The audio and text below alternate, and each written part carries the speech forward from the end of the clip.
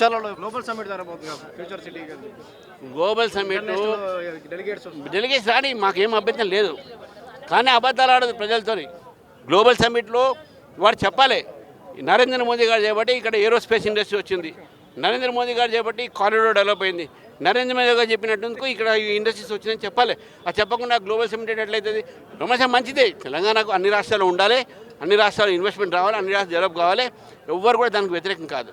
కానీ ప్రజలకు మీరు ఇచ్చిన మాట ఏమైంది అది మేము అడుగుతా ఉన్నాం.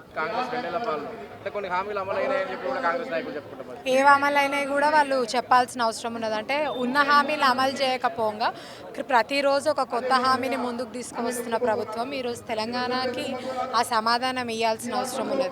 ఈరోజు మనం చూస్తూ ఉన్నాం, ఏం పని అయితే లేదు, నిధులు లేవు అంటారు. కొన్ని కామారెడ్డి డిక్లరేషన్ సంగతి అంటే భారతీయ జనతా పార్టీ మీద బురద జల్లే ప్రయత్నం చేస్తారు.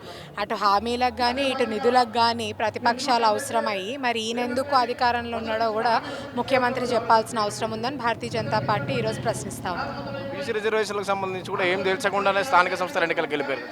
అదే అంటే ఏమీ లేకుండా ముందు కూడా రిజర్వేషన్లు ఇచ్చేదాకా మేము చేయము అని ఈరోజు మేము టికెట్లు మాత్రము బీసీలకు ఇస్తాము అని చెప్తా ఉన్నారు. ప్రతి హామీని అదే విధంగా ఈరోజు మహిళలకు ఇచ్చే 2500 కానీ ఏ హామీని చూసినా కూడా అమలు పరచకుండానే ప్రతిరోజు ఒక కొత్త హామీ చేసి ఈరోజు అన్ని హామీలు అయినట్టు ముఖ్యమంత్రి గారు మంత్రివర్గం ఫుట్బాల్ ఆడుతున్న పరిస్థితి. బీసీ రిజర్వేషన్ల సాధన కోసం ఈశ్వరాచారి అమరుడయ్యారు. ఆయన బలిదానం చేసుకుని ఆయనపై కూడా స్పందించిన పరిస్థితి ఎందుకు?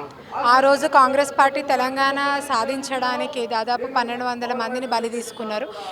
ఈసారి బీసీ రిజర్వేషన్లు అని చెప్పి ఆ సానుభూతితోటి మళ్ళా యువకుల ప్రాణాలు తీస్తూ ఉన్నారు. ఈసారి ప్రభుత్వాలకు వచ్చిన ప్రతిసారి ఇట్లా బలిదానాలు తీసుకోవడమే సరిపోతుంది కానీ హామీల్ని ముందుకు తీసుకురావట్లేదు.